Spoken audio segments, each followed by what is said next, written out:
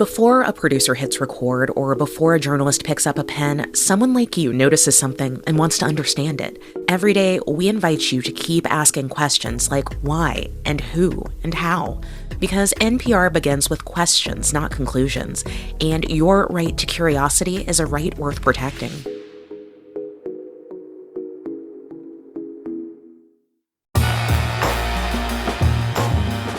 Hey San Diego, it's time for KPBS Midday Edition. On today's Arts and Culture show, what makes a great thriller novel? The New York Times Book Review polled authors, critics, and book aficionados to come up with the definitive list of 21st century thrillers. In for Jade Hindman, I'm Andrew Bowen with conversations that keep you informed, inspired, and make you think. FilmOut, San Diego's LGBTQ film festival, is coming up.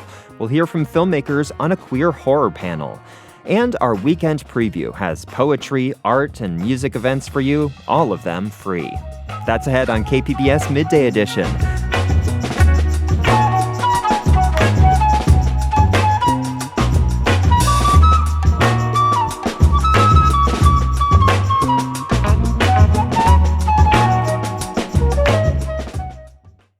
There's nothing like a good book you cannot put down. Thrillers do just that. The mystery and the suspense keeps you turning the pages, making them a perfect summer read.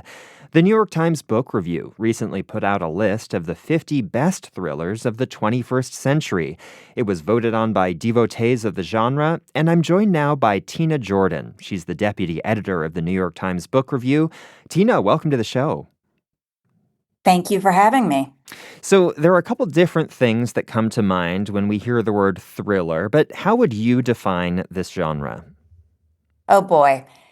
Let me just say it's a huge umbrella. It is everything from psychological thrillers to spy thrillers to crime fiction, cozy mysteries, police procedurals.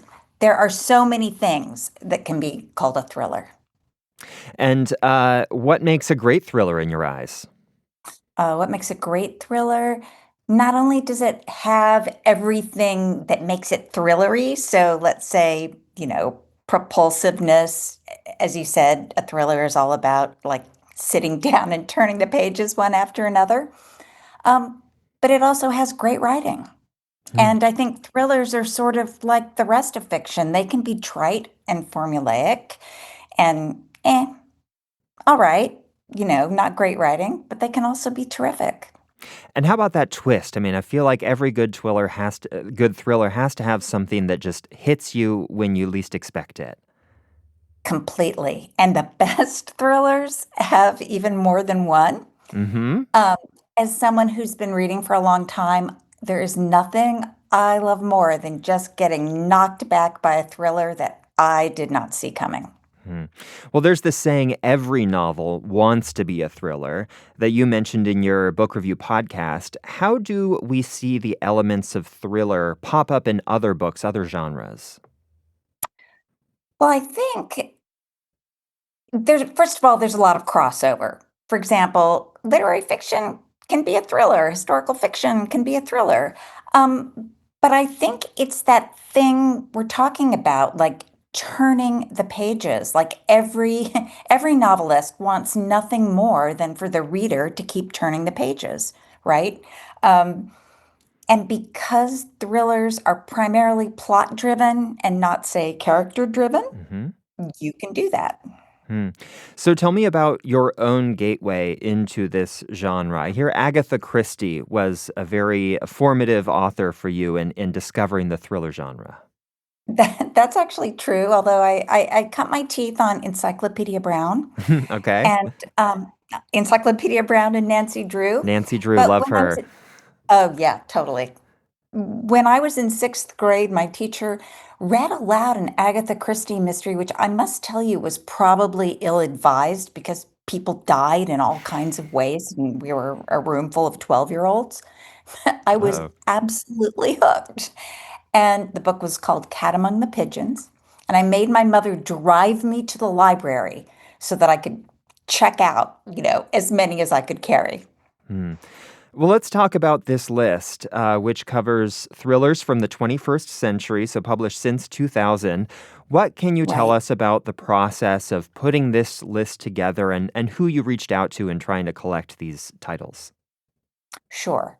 So, 2 years ago, we published a massive list that was 100 best books of the century so far. And it was primarily ended up being literary fiction, and we were surprised. It turns out 100 books isn't that many. And as much as we love that list, I myself was looking at it and thinking, where are the thrillers? Where's the romance? Where's the horror? And so we decided to do a spinoff. And we approached this list exactly like we did the 100 Best. And we went out to writers, in this case, mystery writers, thriller writers. We went out to librarians, editors, bookstagrammers, people with mystery book podcasts. We cast the widest net we possibly could. Oh, booksellers. That was another one. There's Hmm. a surprising number of mystery and thriller bookstores. And so we sent out hundreds of ballots. And what was so surprising to me was that the response rate was just huge. Like we got 50% of them back. That's a lot, right? Like, most people get this stuff in their inbox and think, oh, I'll come back to it later, and then they never do. But fully, fully half the people we sent it to mailed it back to us. Hmm. And, you said that thriller is such a broad genre and there's so many subgenres. What are some recurring themes or trends that you noticed when you were looking through the final list of these 50 novels? I think the biggest trend that I saw was what we'll call the bad seed thriller, the kind of book where, the parents have this deep suspicion that something is wrong with their child, that people keep Hmm. dying around their child. Mm-hmm. And there are three examples. I happen to be a sucker for those. Don't ask me why. I do not have children who are sociopaths, but um, there are three of those on the list, and they're all really good. But the best one, I think, is called Defending Jacob. I don't know if you've ever heard of that. It's just one of those unputdownable books. And in this case, the parents of a child, one parent thinks the kid is innocent and the other thinks he's guilty. Hmm. And so, for folks who maybe haven't read the list yet, spoiler alert, Gone Girl by Gillian Flynn. It came out on top. And for those who don't know, Did. what can you tell us about the premise of Gone Girl? And why do you think it landed on so many people's ballots? So, for somebody who hasn't read Gone Girl or seen the movie, all 10 of you out there probably, it's about a husband and wife, and the wife is missing. And suspicion has fallen upon the husband, of course, because that's who the cops always assume has done it. And it turns out that the husband is an unreliable narrator, but so is the wife. And we hear a lot about unreliable narrators now. Post Gone Girl, there were a lot of famous thrillers like Girl on the Train with unreliable narrators. Hmm. But Gone Girl really is sort of like the text of unreliable narrators. And it's also beautifully written. It's that combination. I I've never actually read a thriller like this where I'm turning the pages and I'm having to flip back because I realize that things I thought were true actually aren't true, if that makes sense. Yeah, it does. Yeah, it's a great reading experience. And I have to say, I think it was ranked on something like 60% of our ballots. Yeah. So Wow. So far and away, number one. very popular, yeah. Well, a favorite author of yours who also showed up on the list is Tana French. What can you tell us about her writing and how it draws you in? So despite everything I said to you already in this segment about plot-driven thrillers, Tana French writes thrillers that also have great characters. I won't call them character driven because they are mysteries. They, they are puzzles that you are also trying to figure out. Um, but they feel like Irish novels. They feel like you've been dropped into Dublin, like you've been dropped in, to an Irish village. And my very favorite Tana French novel is called Broken Harbor, Hmm. and it's set in, I believe, 2008, which is when Ireland was decimated by a financial crisis. And it's not just a murder mystery, it's like a portrait of Ireland at this time. It's a look at this man who's lost everything in this crisis and is slowly like losing a little bit more of his mind every day. When people tell me, oh, I don't read a thriller, that is the book I put in their hands. Hmm. Are there any picks on the list that surprised you or that maybe you hadn't heard of before it popped up on this list? So I had heard of everything on the list, but what surprised me and kind of delighted me was how many older books we have. Because often in lists like this, what you end up with are a bunch of recent picks, right? It's recency bias. It's what people read Hmm. most recently. But there's a Harlan Coben from 2001. There's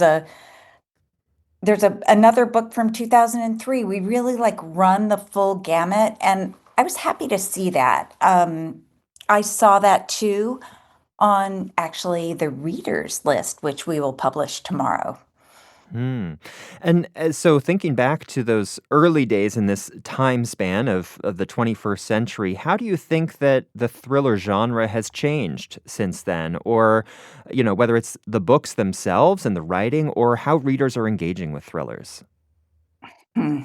I think the books have had to change, especially because now you can Google anything on your phone and get the answer. So,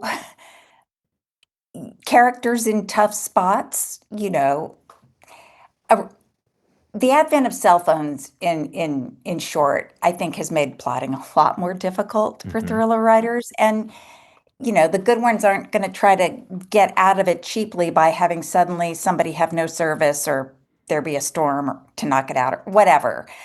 That that makes it harder, but also from the perspective of the reader, I feel like 25 years ago, writers could get away with details that maybe weren't quite right, um, and nobody would call them on it. Hmm. But these days, everybody is an expert, and everybody's an expert on everything, on law, on physics, on anything that might enter into a thriller. And so I think for thriller writers to be taken seriously, they have to get the details right. Hmm. Well, some people might go to a book to kind of escape the reality they're living in today, but thrillers are very culturally relevant. There are a lot of TV and movie adaptations. How do you think they're speaking to our current political and social moment? Ooh, I do think it's about escapism. I mean, that's why I read these books to take me out of this particular moment. Hmm. Um, I want to forget where I am and what I'm doing, um, for a block of time. Like I'm not trying to wriggle out of a harder answer. I really think it's as simple as that.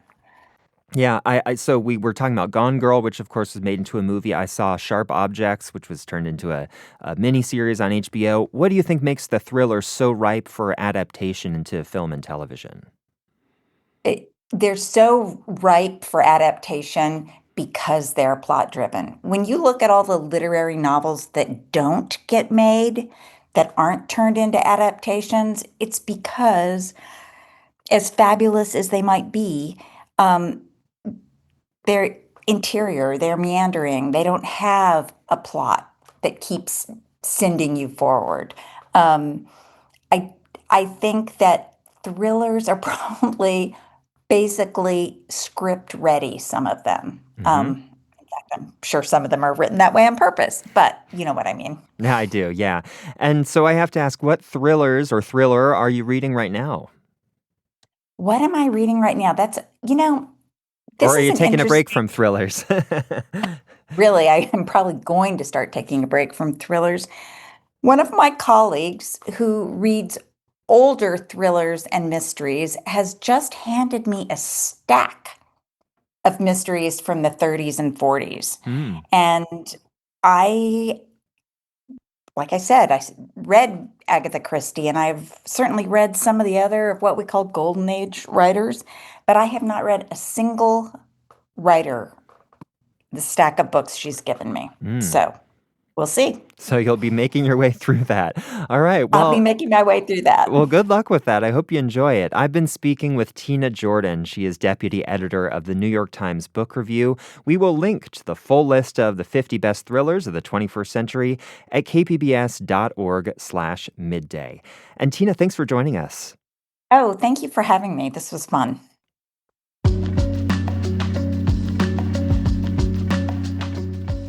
Coming up, how about thrillers on the big screen? Our KPBS film critic talks with two horror filmmakers presenting at FilmOut, San Diego's LGBTQ film festival. Stay with us.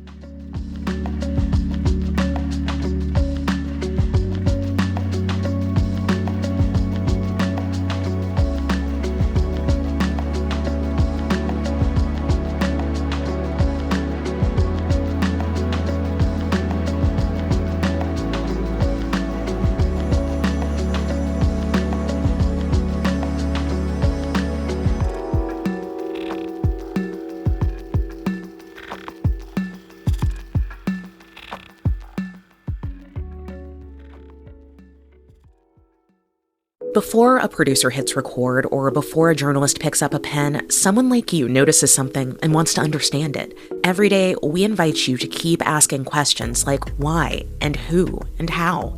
Because NPR begins with questions, not conclusions, and your right to curiosity is a right worth protecting.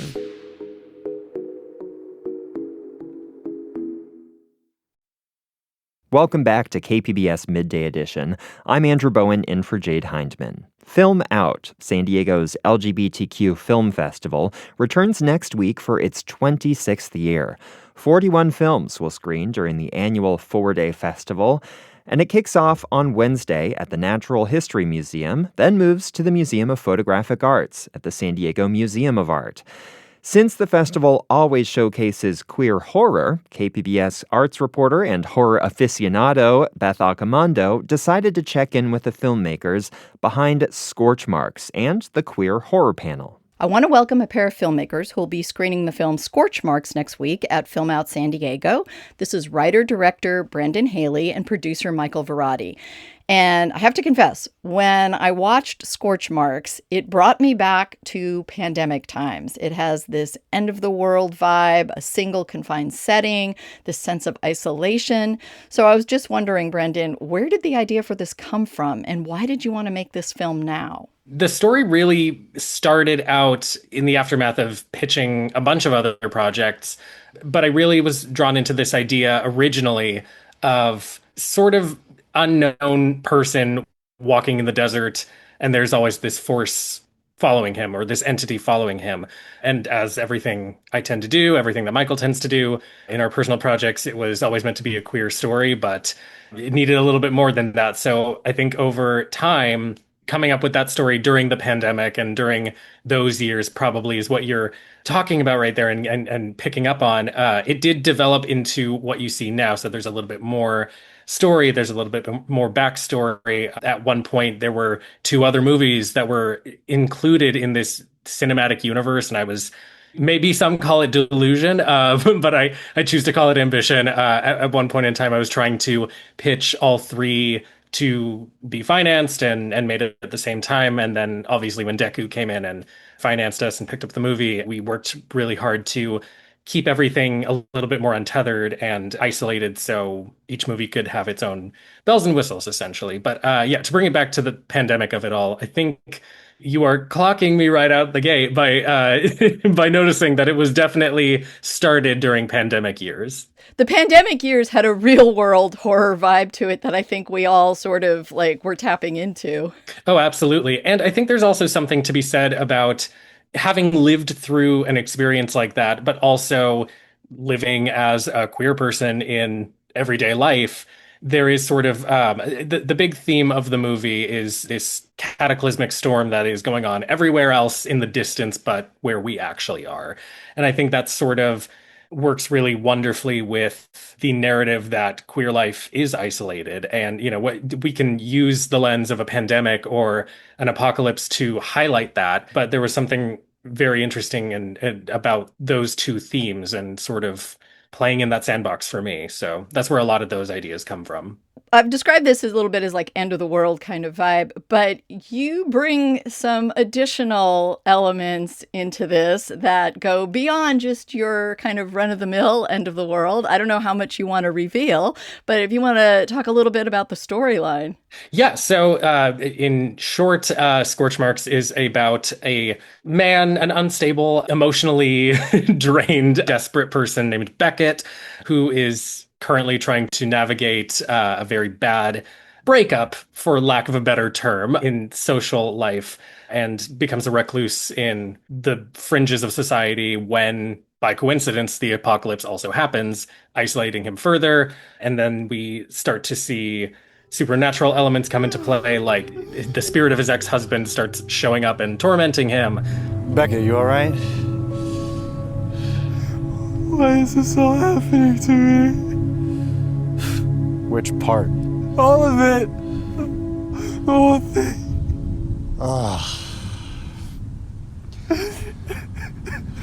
Why not you?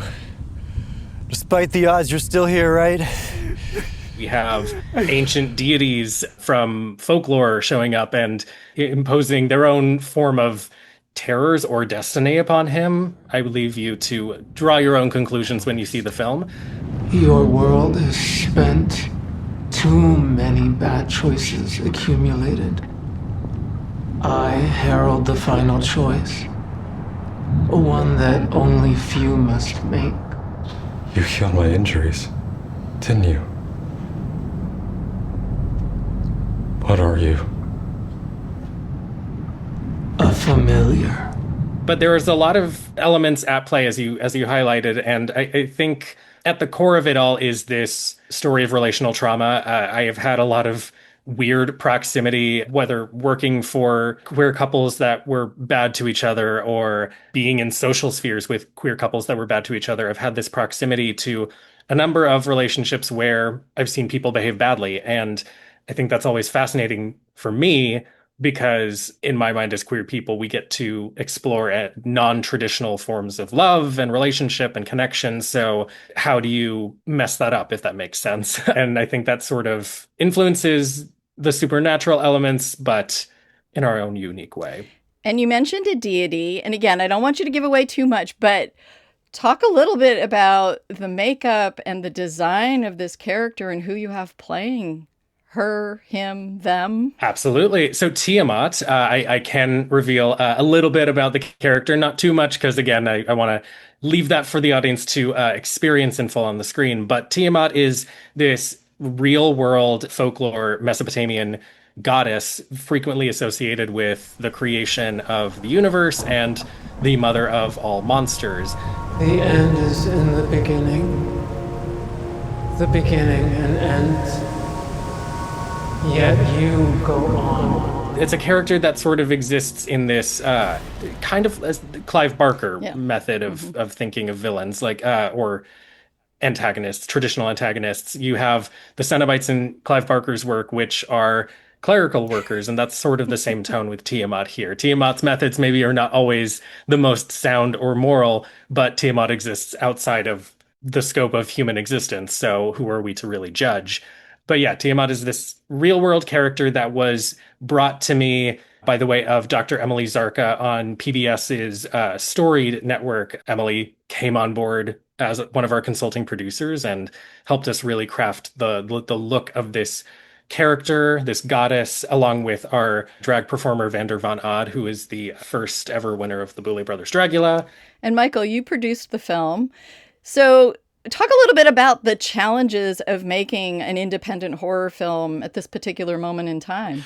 Well, one of the things that you really look at when making an independent horror film is just how are you going to do it and why this moment? And I think a lot of people would be surprised to learn that just because Brendan is my partner, that we work together all the time, but we don't actually. There are many things that we do separately, and there are many things we do together. And Brendan had brought up scorch marks very early on and immediately spoke to me. And it was something that I took to my production company co-founder, Brandon Kirby at June Gloom Productions, because our mission statement is queer horror and queer social commentary pieces. And Brendan wrote a feature that really hits both. This is a social commentary piece. It is a horror piece. It's the kind of thing that we want to get behind. And it was really, really the script that made us feel like, hey, we got to do this. And luckily, the ability to make it happen came via Deku financing the film, but also through Brendan having a really brilliant script that made someone want to finance it. But as you know, making movies at any time, especially queer movies, is not easy. And so a lot of it does come from cumulative background of doing this ourselves. We've never really, through June Gloom or Brendan's Lonely Spectres production, had the opportunity to have huge budgets or huge studio backing. We've been very fortunate with the production companies and streamers that we've paired with. But when it comes time to make the movies, we have to kind of pull ourselves up by the bootstraps and do it ourselves. And we all wear many hats, but I do believe in every one of the artists that we worked with in the way that we all just show up for each other. That's the world we come from, and that's what queer filmmaking should be. And I think that's what independent filmmaking should be. None of us are on the set of a movie of this size because it's just a job. It's also in our heart, and we want to see it through. And in addition to screening your film, both of you are going to be on a panel at FilmOut, Queer Horror in the Modern Market. So what can people expect to have addressed at this panel? I think Michael and I can agree. We deal with the nitty-gritty, the sometimes very ugly realities of working and pitching creative content and original content in a queer space in this industry, which is basically just a Russian nesting doll of niche after niche after niche. So the odds are more often than not stacked against us. And I feel as though it is our job, whenever given the opportunity, to speak to some of the things we go through, some of the things we're able to get across the table, and how we were able to do that. Because at the end of the day, it's a miracle when queer content, queer movies, queer television happen in any form. So if we can help someone else out there figure out how to get their tale of horror or queer horror or whatever across the table, that's the goal, in my opinion. Yeah, and I think doing a queer horror panel in San Diego, of course, is very special to me because I've been doing the queer horror panel at San Diego Comic-Con International for close to 2 decades now. But I think the difference between a panel that you would see at San Diego Comic-Con versus the one that Brendan and I are doing with our colleagues at FilmOut is that is more of a generalized discussion about queer artists' connection to horror and how their horror and how that horror connects to their queerness. Whereas this is a round table. We will be leading the discussion, but we are talking to and among a group of people who have faced the challenges of trying to sell these things and trying to make these things. I think that we all have stories about taking a pitch somewhere, even up to a place that claims they're looking for queer material. And then when you pitch it, it's like, oh, that's a little too queer, or that's not the safe queer that we want. Or what's it like when you're trying to present something authentically as an artist and you are being told by somebody who's only looking at your queerness as a commodity. And every one of the people on this panel that we're doing at FilmOut, we have stories to tell. Vander Van Odd is joining us on the panel, and she certainly, as drag artist who travels the world, has met resistance in how, using her drag, she has fought to make it more visible. And I think that it's really important to talk about the challenges at a festival like FilmOut that celebrates both film and the filmmaking process, because it's good to let people know you can do this. It's not always going to be easy, but you can do it. And that's what we're aiming to do. Well, you talk about the film being queer and being too queer for some studios. But at its heart, hasn't horror kind of always been queer on a certain level? Like, it's always been about being sort of transgressive and about the other. And like, it just seems like it's kind of embedded in its DNA. Oh, yeah. Horror by its nature is queer because horror is the genre of subversion and otherness. And who understands otherness better than people who are marginalized by society, who are treated as subversive more than people who are marginalized by society? There is a queerness, both in the macro and micro sense, inherent in horror that I feel like it has always belonged to us, and we're just kind of leasing it to people who are telling us what they think it should be. Now, if people are not familiar with both of you, you guys do podcasts about horror, documentaries about horror, you make horror films, you present horror films, like you love the genre across a lot of places and just embrace it in so many ways. So what is it about the genre that you love so much?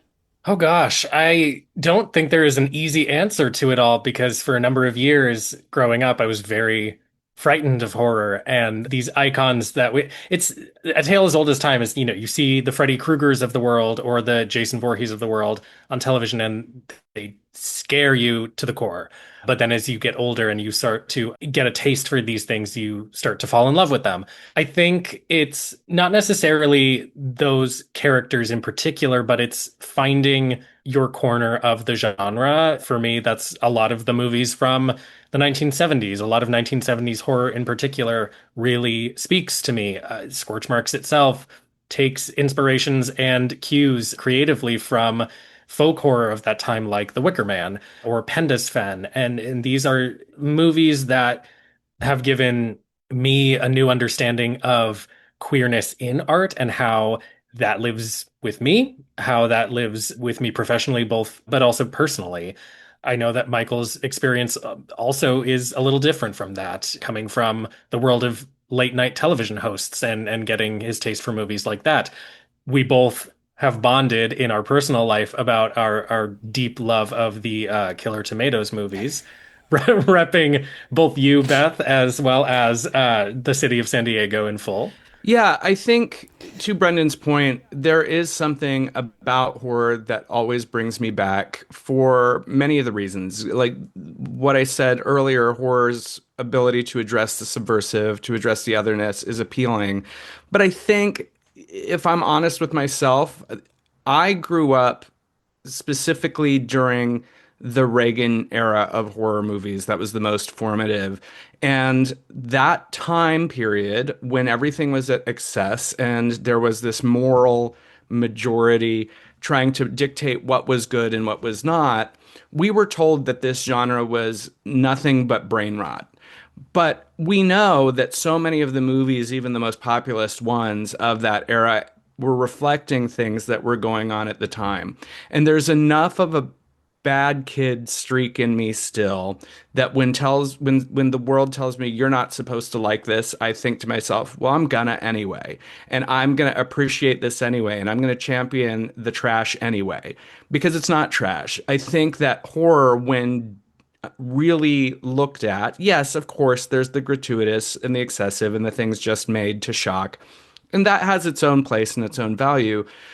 But this genre consistently over the centuries, when even before the screen, when you look at Gothic literature or whatever, it is the most powerful because you can use that otherness, that lens of the fantastic to talk about all the stuff that nobody wants to address head on because it's too polite in society. But if you do it with a monster, if you do it with gore, you can call out the bad behavior. And that's the thing I think that scares them the most. And I always will love that for that reason. And Michael, you've had your film screened at FilmOut before. What brings you back to the festival? I know Michael McQuiggan, the programmer, loves horror. So is that part of the appeal of coming back here? I am so thrilled anytime I get the chance to come back to FilmOut. What Michael does with the festival is great. He's also been very good to me as a filmmaker and to my production company by programming things that we have been behind as well. Of course, I want to come back to the festival to support Scorch Marks and Brendan and this amazing thing that he's done. We also, through June Gloom, produced David Boer's short film, Get Into the Spirit, so I feel doubly proud to be at the fest this year. But what keeps me coming back to FilmOut over and over again not just the selfish reasons of being an alumni and getting that rush of getting to screen your things, is that it truly is a festival that you can tell loves movies, that loves filmmakers, and feels like family. I really do not say that lightly. When you do this, especially as an indie filmmaker, you travel to a lot of places, and it's always great to have your movie screened, no question. But the places that you go that really feel like coming home are few and far between, and it always feels like coming home when we get to come to FilmOut. I have to reiterate exactly what Michael just said. There is a quality about FilmOut that we both have had the opportunity to work with many festivals over the years, queer and horror and beyond. And there is something incredibly special about playing a festival or simply just attending a festival that champions artists first and whatever they need to succeed. One of my fondest memories was when Michael and I went down for his film a couple years back. There's a Zombie Outside. We had a line around the block for people who wanted to see this movie, and people still talk about it in San Diego and still come up to us when we are down visiting the city, asking questions about it. And you don't get that kind of homegrown quality from just any festival. That takes work. And I think what McQuiggan and the entire programming team behind FilmOut have done is cultivate this space that is safe but also celebratory. And that is worth its weight in gold these days. All right. Well, I want to thank you both very much for talking about scorch marks and queer horror and FilmOut. My pleasure. Thank you, Beth. That was producer Michael Verratti and writer-director Brendan Haley, speaking with KPBS's Beth Accomando. Their film Scorch Marks will have its world premiere on Saturday, August 22nd, as part of FilmOut, San Diego's LGBTQ film festival. You can learn more at kpbs.org.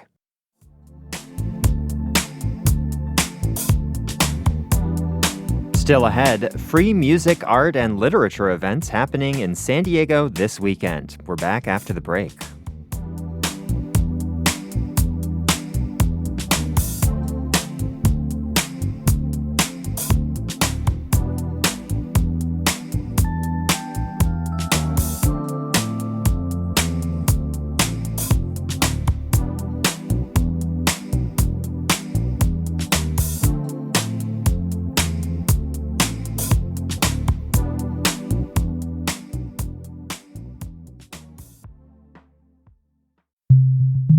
It's hard to ignore that childhood has changed in a lot of ways, and one of the most striking reasons is the role technology is playing in it. From the NPR network and KPBS, this is Screen Time, a podcast featuring conversations about technology and kids in today's digital age. Listen to Screen Time wherever you get your podcasts. Welcome back to KPBS Midday Edition. I'm Andrew Bowen, in for Jade Hindman.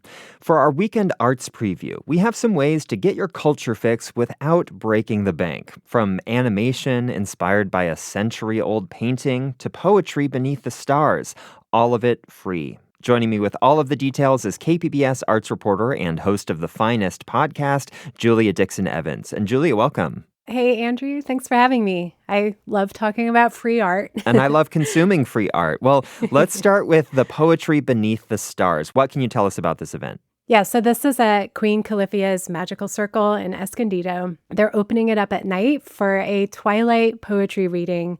They'll have poets and spoken word artists. Carla Cordero is reading, and it's one of the first events that she's doing since she was announced as the Poet Laureate of Oceanside. This is the first time Oceanside has had a Poet Laureate, so that's exciting. And yeah, her collection, How to Pull Apart the Earth, is really excellent. And also reading is Tracy Knapp, Jane Mushenitz, and Patricia Aya Williams. And poetry aside, this is just a really great opportunity to go to Queen Califia's Magical Circle, which is the final work of art that Niki de Saint Phalle, this iconic artist, worked on before she died. And in fact, she didn't actually get to see it finished.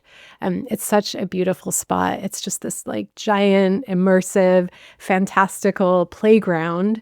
It's made from mosaic and mirrored tiles. And it's tucked in a corner of Kit Carson Park in Escondido. It has such limited hours. It's only open for a couple hours on weekdays, I think 2 Saturdays a month. And I've never seen it open in the evening. So this is a great chance to see the place at night. The poetry reading is Friday evening from 6 to 8 p.m.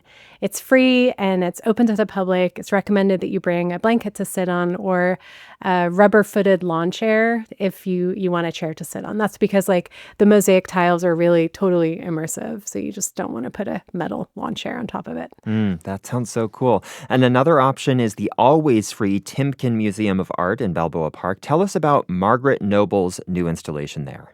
Yeah, so for the past 7 years, the Timken has been doing a summer artist in residency program. Each one of these has been so different, so cool. The artists they're asked to like create a work that's in conversation with something that's in the Timken's collection. And this summer, it's artist Margaret Noble. I really love Margaret Noble's work. She's a local conceptual artist, does a lot of experimental sound and video work. And yeah, her work is really thoughtful and inventive. And for this residency, she was inspired by a 1758 painting by Francois Boucher. It's called Lovers in the Park. And I actually think it's a lot of people's favorite painting at the Timken. It's just like one of the gems in their collection. It's this gorgeous Rococo-style painting. There's 2 lovers like cuddling up under this tree, like this extremely ornate tree, and then a peasant girl stumbles upon them as she walks by. And so the painting hangs in one room of the Timken, and then Noble's installation is in the next room. And she's made this 38-foot painted mural. There's a projected animation video in the middle of it, and the animation takes like close-up elements, like sourced from the actual painting, but then animates these like black lines, like drawing shadows or new images over the top of it as if it's like a glass overlay over the painting. And it's all like a little bit spooky. And then theoretically, when you walk out, you'll pass the Boucher painting again and probably see it a little differently. And yeah, the Timken's always free. It's open 10 to 5 Wednesdays through Sundays, and Noble's installation will be on view through September 6th. Well, I'm definitely putting that on my list. Thank you for sharing. And the La Jolla Music Society's month-long Summerfest is underway now. How can we check out some of that free music? Yes, so Summerfest is not all free, but they do have a free element. It's all chamber music. It's from the La Jolla Music Society. They've put this on for every summer for the last 40 years. And chamber music is basically just classical music performed by any sort of smaller ensemble. And historically, it's really intimate, hence the name chamber. It started out as a way of like fitting a concert into your home. So you could only really bring in as many musicians as would fit in your chamber. And yeah, La Jolla Music Society, they bring in musicians and composers from around the world to perform.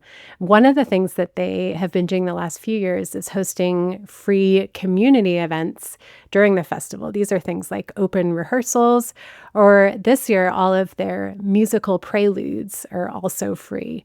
One of these musical preludes is on Friday evening at 6 o'clock. This is all at the Conrad Prebys Performing Arts Center in La Jolla.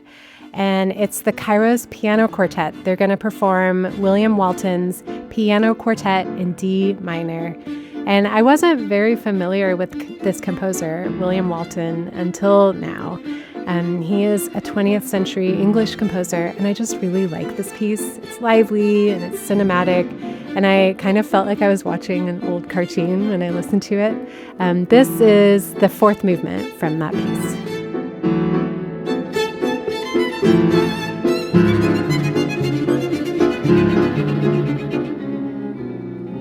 And they do recommend RSVPing to the free events just to make sure that you get a spot. And of course, if you do want to spend a little cash, there are several ticketed concerts this weekend and throughout the rest of the month, including this Sunday night. They're having a takeover with Kronos Quartet cellist and composer Paul Wienko. That's Sunday night.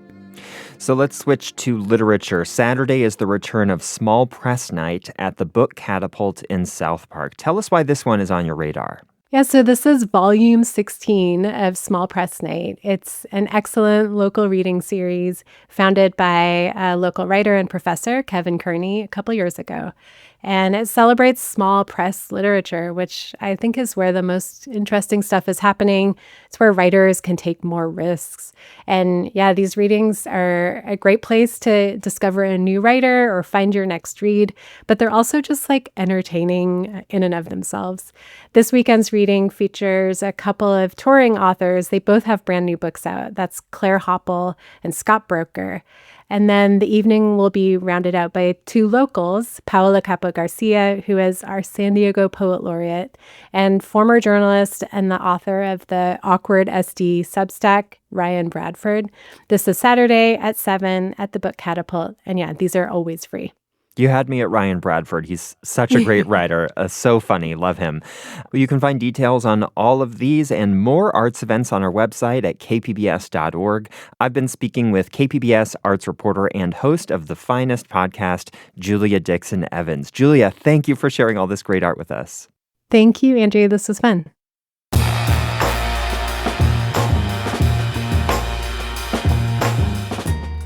Thanks for joining us today. If you missed anything, you can download KPBS Midday Edition on all podcast apps. Tune in to KPBS for All Things Considered this afternoon from 3:30 to 6:30. We'll keep you updated with local stories and breaking news as it happens. As always, we want to hear from you. Share your feedback or segment ideas by emailing us at midday@kpbs.org. Or give us a call. The number is 619-452-0228. I'm Andrew Bowen, in for Jade Hindman. Join us again tomorrow at noon.